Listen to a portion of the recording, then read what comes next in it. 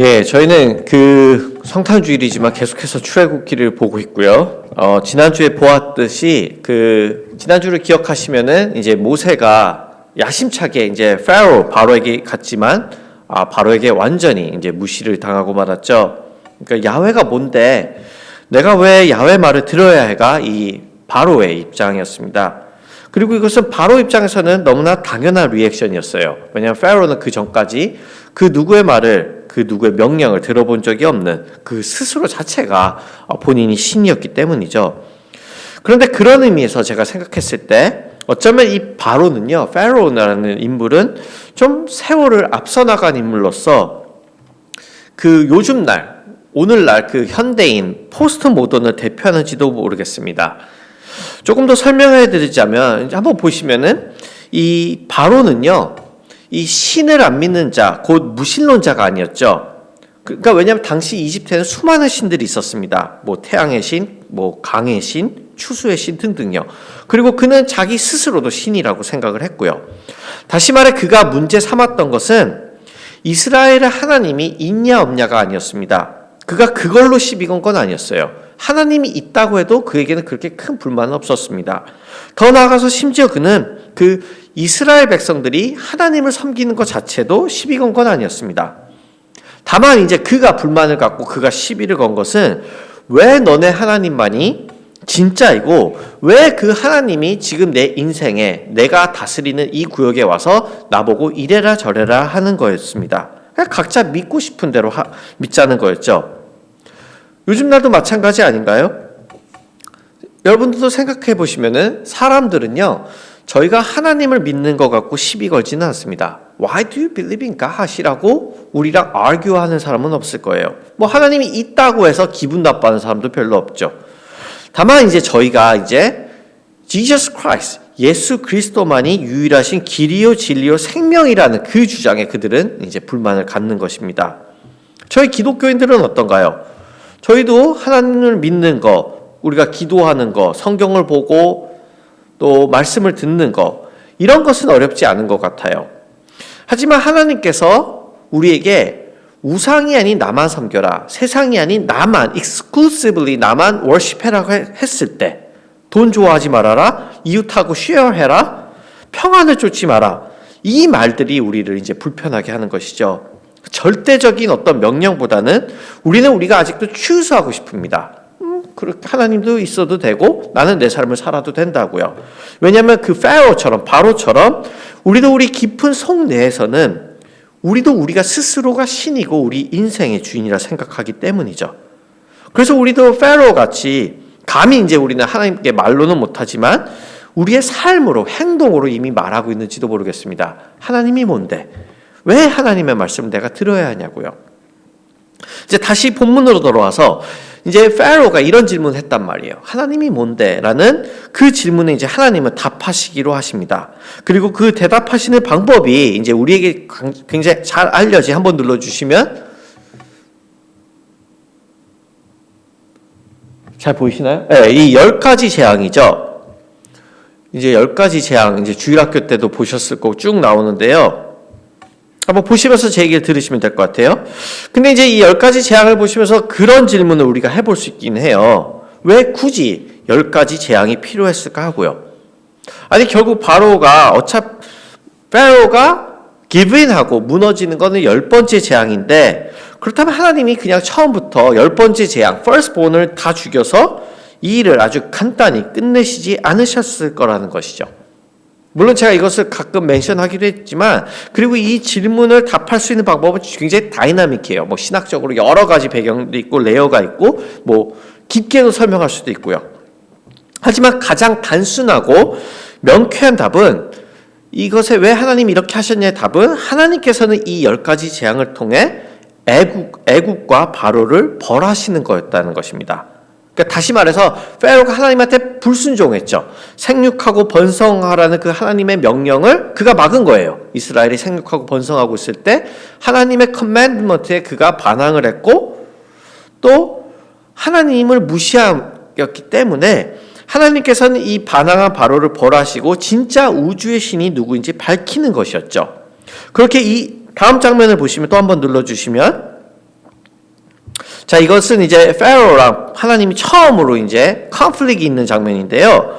보시듯이 이제 하나님은 이제 지팡이를 뱀으로 바꾸셔서 자신의 능력을 보이십니다. 그러자 이제 파라오 역시 여기 나온 것처럼 자기도 현인들과 요술가들을 불러서 자기들의 술법으로 그와 똑같이 하죠. 그죠? 그러니까 하나님이 지팡이로 뱀으로 바꾸니까 본인도 그렇게 해요. 하지만 이제 여기서 하나님은 곧바로 하나님의 뱀이 바로의 뱀을 삼키게 만드셔서 하나님의 능력이 더 큼을 조금 더 나아가면은 하나님께서 애굽을 통째로 삼키실 것을 경고합니다. 그러니까 실제로 여기서 이 삼킨다는 이 히브리 단어가 발라인데요. 이 단어가 또 언제 나오냐면 또 한번 눌러주시면 주님께서 오른팔을 내어미시니 땅이 대적을 삼켜버렸습니다. 그러니까 이 장면이 어떤 장면이냐면은 홍해가 갈라져서 이집트 군대가 그 홍해를 건너고 있을 때 이 홍해가 이집트 군대를 몽땅 삼켜버린다 했을 때 나오는 단어가 이 발라입니다. 그렇게 이 처음 9가지 재앙은 하나님을 대항하고 그의 백성을 핍박한 이 바로에 대한 벌입니다. 그리고 동시에 이것은 하나님이 자기 스스로를 나타내시는 그 자신을 세상에 리빌하시는 방법이기도 하였죠. 예컨대 또 한번 눌러주시면 자, 이게 이제 첫 번째 재앙이에요. 그죠? 처음 재앙인 나일강이 피로 변한 것을 보면 그 당시 나일 리버는 애굽 사람들에게 단순히 그냥 리버가 아니라 어떤 생명의 근원이었습니다. It was source of life. 그렇게 나일은요, 이 이집트 사람이 어떻게 했냐면 이 나일강을 personify 해갖고 애굽인들은 나일의 그 신을 하피라고 부르고 경배했습니다. 그러니까 이건 나일은 신이었어요. 그런데 이 생명의 근원인 나일강이 이제 무엇이 되었나요? 여기 나온 것처럼 죽음과 파괴의 근원이 되었고 그 하피신은 하나님의 능력 앞에서 할 수 있는 것이 아무것도 없었습니다. 따라서 하나님을 알리시길 원하셨던 것이죠. 너희가 여태까지 믿고 있던 그 source of life가 얼마나 보잘것없는 것인지, 이 세상을 서스테인하는, 이 세상에 진정한 생명을 주는 하나님이 누구인지 말이에요. 그러니까 나머지 재앙들도 마찬가지입니다. 뭐 개구리, 우박 이런 것들을 통해서 하나님은 모든 생명과 자연이 하나님의 손에 있음을, 다시 말해 그들이 믿고 있던 그 잡다한 신들이 아니라 오직 하나님만이 유일한 우주의 주관자이심을 알리시기 원했던 것이죠. 그러니까 그런 의미에서 아까 보여드린 그 10가지 재앙은 그냥 하나님이 요거 괜찮겠네 하고 픽하신 게 아니라 그 모든 재앙마다 어떤 특정한 목적이 있었던 것이에요. 그때 당시 그들이 섬기던 신들을 깨부시는 장면이었던 것이죠.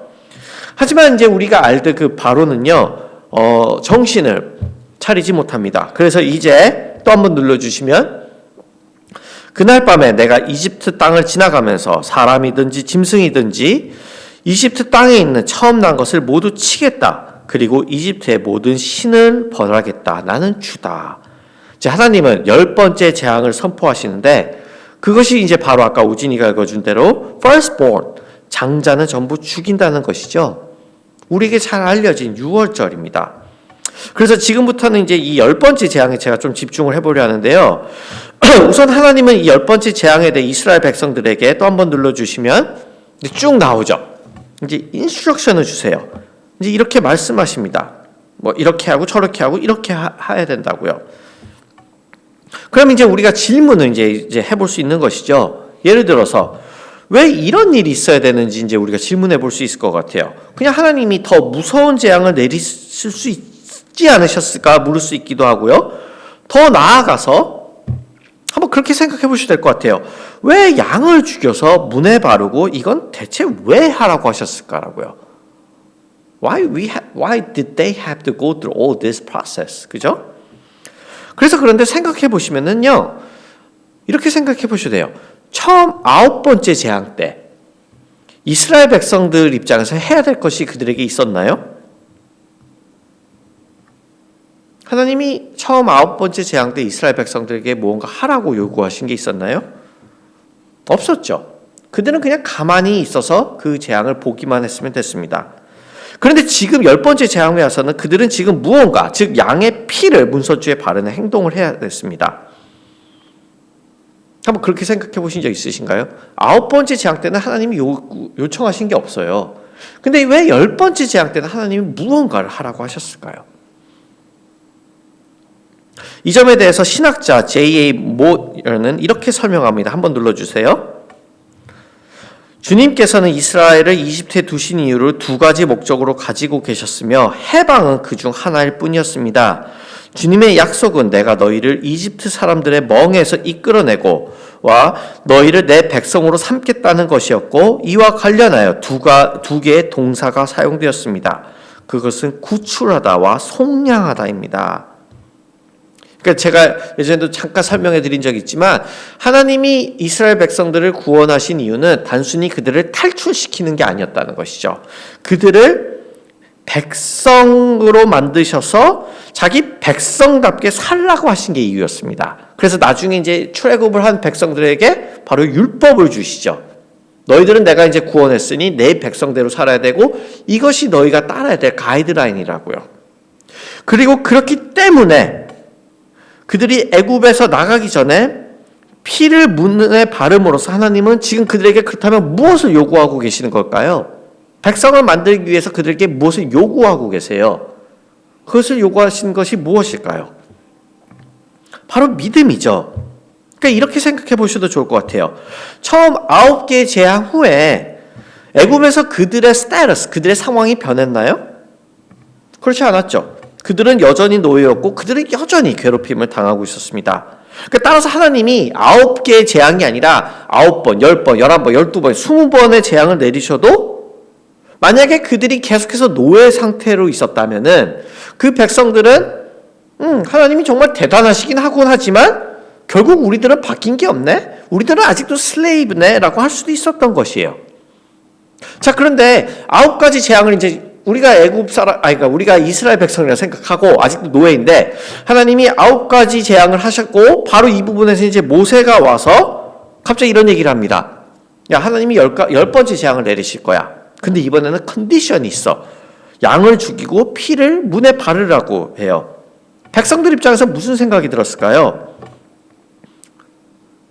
하나님이 대단하시긴 한데 우리는 아직도 슬레이브야. 근데 지금 10번째 와서는 우리에게 뭘 또 하라고? 라고 질문할 수도 있겠죠. 이거 한다고 뭐가 달라져? 9번째 동안 아무것도 변하지 않는데? 자, 그렇기 때문에 6월절에 하나님의 명령을 따른 것은요, 그냥 생각 없이 하라고 해서 한 게 아니라 이것은 하나의 믿음의 행위였던 것입니다. 그래서 아까 신학자의 말을 한 번 더 빌려보자면 또 한 번 눌러주시면 이건 영어로 설명이 조금 더 잘 돼 있어요.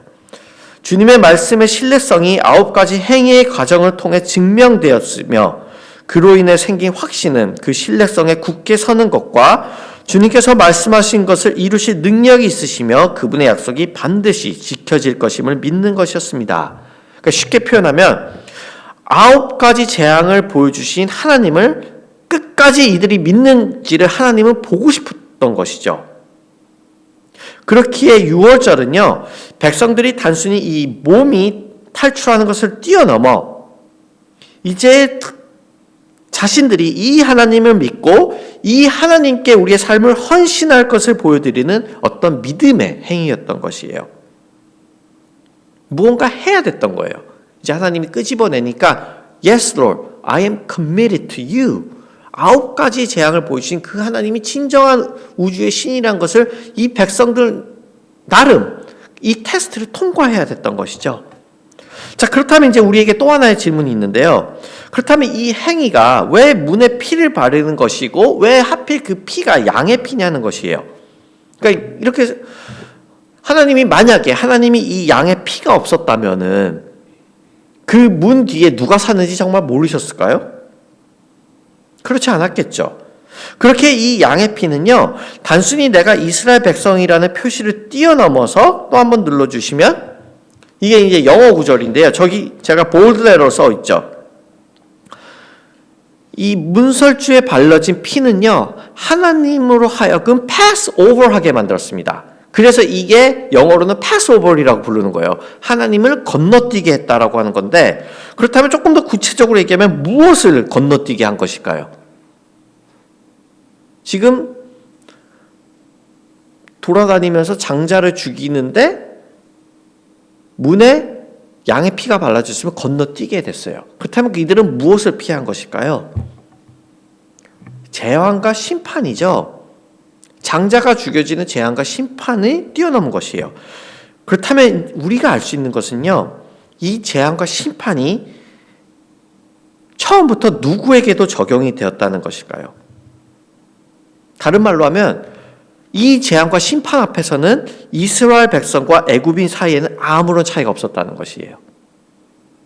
그러니까 로마서 3장 23절 말씀이 모든 사람이 죄를 범하였으며 하나님의 영광에 이르지 못하더니 것처럼 이스라엘 백성이라고 이 양의 피 없이는 이 재앙과 심판을 피할 수는 없었다는 것입니다.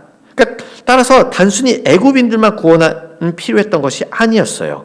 이스라엘 백성 역시 자신들의 죄로부터 구원이 필요했던 것이죠. 그리고 그렇기 때문에 이 피가 다른 짐승의 피가 아니라 양이었던 것입니다. 왜냐하면 또 한번 눌러주시면 이튿날 요한이 예수께서 자기에게 나오심을 보고 이르되 보라 세상 죄를 지고 가는 하나님의 어린 양이로다. 그리스도가 바로 앞으로 오실 하나님의 어린 양이시기 때문이죠. 우리의 모든 죄를 끌고 가신. 실제로요, 성도님들, 이 잡은 양의 피를 발랐다고 했잖아요. 이 잡은 양을 백성들은 어떻게 했을까요? 그들은요, 그 양을 잡고 나서 버리는 게 아니라 먹었습니다. 그리고 남았으면 끝까지 불살라 버렸죠. 이것은 이들이 너무 배고파서 아니면 양을 잡았는데 그 고기가 너무 아까워서 그랬던 것은 아니었습니다. 그들이 그것을 그렇게 먹은 것은 그 양의 희생이 이제 새로운 출애굽으로 나아가는 그들에게 양식이 되는 것을 하나님이 보여주시기 위함이었죠. 그래서 주님은 훗날 그렇게 말씀하시는 것이에요. 신약에 오셔서 내 살을 먹지 아니하거든 너희 속에 생명이 없다고요. 그리고 그 살을 먹는 자 속에 당신이 거하시고 그 역시도 그에게도 주님께서 거하실 거라고 말입니다. 이게 포인트였어요. 6월절에. 그렇기 때문에요. 우리가 좀 말씀을 정리해 보면요. 하나님은 이 9가지 재앙을 통해서 당신이 누구인지 세상에 알리신 후에 이 10번째 재앙을 통해 모든 인류가 하나님의 심판 앞에 놓여 있음을 알리셨습니다. 그건 당신이 선택한 그 이스라엘 백성도 마찬가지였죠. 그들은 양의 피를 문에 바름으로 그들에게도 믿음이 있음을 증명해야 했습니다. 그리고 그 양을 먹어서 누군가가 피를 흘리고 죽어서 그 희생하여 그들이 출애굽을 하였음을 기억해야 했죠. 그리고 이제 세월이 흘러 하나님은 이제 당신의 아들 하나님의 어린 양을 우리에게 특별히 이 성탄절 때 보내십니다. 그리고 그분은 모든 인류를 위해서 피를 흘리셨죠. 그리고 자신이 희생하면서 자신의 살을 우리에게 내어주시고 우리에게 그 살을 먹으라고 하셨습니다. 우리를 위해서 우리가 그 심판을 면하기 위해 그리고 우리에게 주어진 그 새로운 출애굽과 새로운 생명의 길을 가기 위해서 그분은 자신의 모든 것을 우리에게 내어주신 것이죠. 그렇기 때문에 우리는 지금도 그 새로운 출애굽의 여정에 있고 그 여정을 가고 있습니다. 그리고 이제 여러분들도 아시겠지만 어쩌면은 우리가 이 리조이스 교회라는 이름으로 가는 이 여정은 마지막에 와 있을지도 모르겠다는 생각이 저는 들었어요. 이 설교를 준비하면서 우리 개인의 여정은 계속해서 하나님 안에서 가겠지만 적어도 이 리조이스라는 교회 이름으로 우리 공동체의 여정은 어쩌면 마지막을 달려가는지도 모르겠다고요. 하지만 제가 여러분들의 부족한 목사로서 그리고 제 스스로에게도 할 수 있는 메시지는 이것 같습니다. 우리가 이 말씀을 기억하면서 우리에게도 심판이 있었음을 그리고 유일하게 그것을 피할 그 그리스도의 피를 우리가 기억할 것과 날마다 우리의 이 새로운 출애굽의 여정 가운데 주님을 묵상하면서 주님의 말씀을 먹으면서 이 믿음의 여정을 가자는 것이에요. 우리 앞날을 우리가 어떻게 예측할 수는 없겠지만 주님께서 허락하신 그때까지 우리에게 어린 양으로 오신 우리를 위해 피를 흘려주신 그리고 우리에게 모든 것을 내어주신 그 주님을 기억하면서 그 그리스도 안에서 우리가 함께 또 때로는 개인적으로 따로 이 믿음의 여정을 잘 갈 수 있는 저희가 되기를 주님의 이름으로 축원하겠습니다. 우리 괜찮으시면 다 같이 일어나셔서 기도하는 시간 가져볼까요?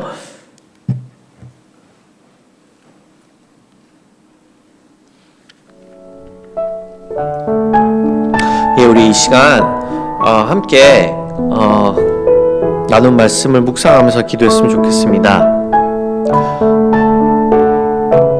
저는 그런 생각을 해봤어요. 왜 하나님께서는 이들에게 믿음의 행동을 요구하셨을까라고요.